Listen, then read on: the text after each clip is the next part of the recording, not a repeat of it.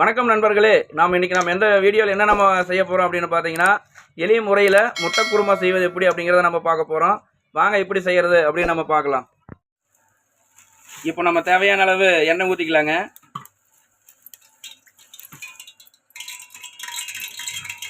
நமக்கு தேவையான அளவு கடுகு கடலைப்பருப்பு போட போகிறோங்க. அடுத்து நமக்கு தேவையான அளவு பெரிய வெங்காயம், கருவேப்பிலை தழை, பச்சை மிளகாய் போட போகிறோங்க.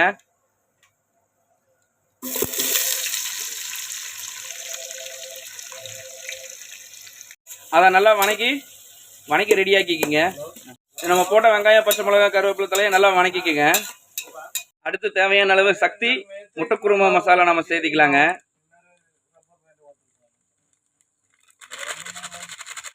மசாலா பொடி போட்டதுக்கப்புறம் நம்ம கொஞ்சம் நல்லா வதக்கிக்கலாங்க. அடுத்து நம்ம வெட்டி வச்சுக்கிற தேவையான தக்காளி நம்ம போட்டுக்கலாங்க. தக்காளி போட்டதுக்கப்புறம் லைட்டாக ஒரு வதக்கிட்டு அதுக்கப்புறம் நம்ம தேவையான அளவு நம்ம உப்பு சேர்த்திக்கலாங்க. இப்போ நல்லா வதங்கினதுக்கப்புறம் நம்ம அரைச்சி வச்ச தேங்காய் விழுதை நம்ம இப்போ ஊற்றிக்கலாங்க.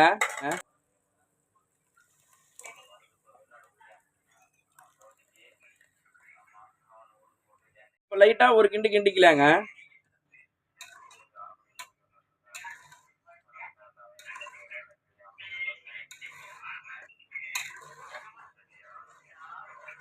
அதுக்கப்புறம் நம்ம தேவையான அளவு நமக்கு எவ்வளோ தண்ணி தேவைப்படுதோ அவ்வளோ ஊற்றிக்கலாங்க.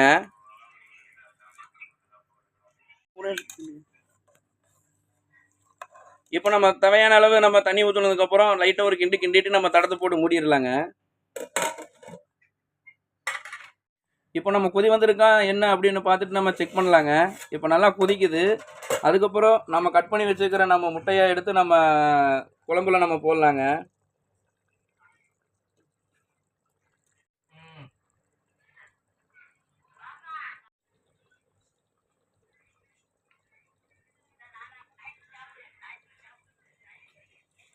நம்ம வெட்டி வச்சுக்கிற முட்டையை நம்ம போட்டதுக்கப்புறம் தடத்தை போட்டு மூடி வச்சிடலாங்க.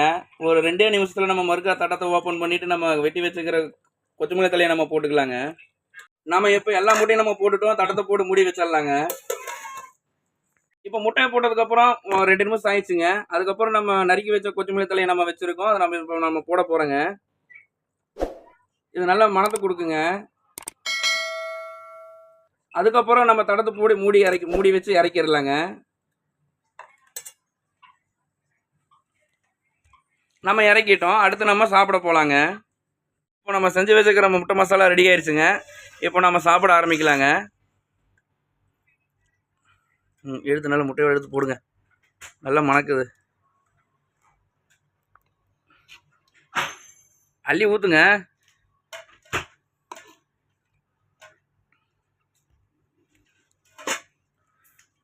நல்லா மணக்குதாங்க. இப்போ பார்த்தீங்கன்னா நான் நண்பர் வந்து சாப்பாட்டுக்கு இல்லாமல் ரொட்டிக்கு தொட்டு சாப்பிட்ருக்காரு. ரொட்டிக்கு சாப்பிட்டு பார்த்துட்டு எப்படி இருக்குன்னு சொல்லுங்கள். ரொம்ப டேஸ்ட்டாக இருக்குது. காரமா உப்பா? காரமாகவும் இருக்குது. கரெக்டாக இருக்குது. சரி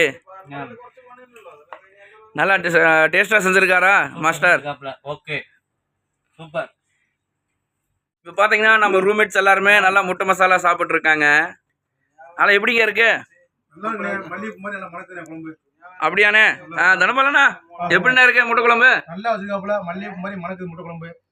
ஒரு கூடவே சாப்பிடலாம். சரி, அவரை பெத்த தாய் தான் பெருமையை சொல்லணும். அப்படியா? எதனால? நல்லா பக்குவமா இருக்கிறாப்புல. அதெல்லாமே கைப்பக்கம் தான்ண்ணா. நல்ல ராசி கைராசி. அவருக்கு நல்வாழ்த்துக்கள். சரிண்ணா நன்றி சொல்லிடுவோம். மாஸ்டர் நல்ல முறையாக செஞ்சு ரொம்ப நன்றி. ஓகே நண்பர்களே, இதே மாதிரி நீங்களே செஞ்சு சாப்பிடுங்க. நண்பர்களே, நாங்கள் முட்டை குருமா செஞ்சு சாப்பிட்டு முடிச்சிட்டோங்க. ரொம்பவே நல்லா இருந்துச்சு. உப்பு காரம் எல்லாமே கரெக்டாக இருந்துச்சு.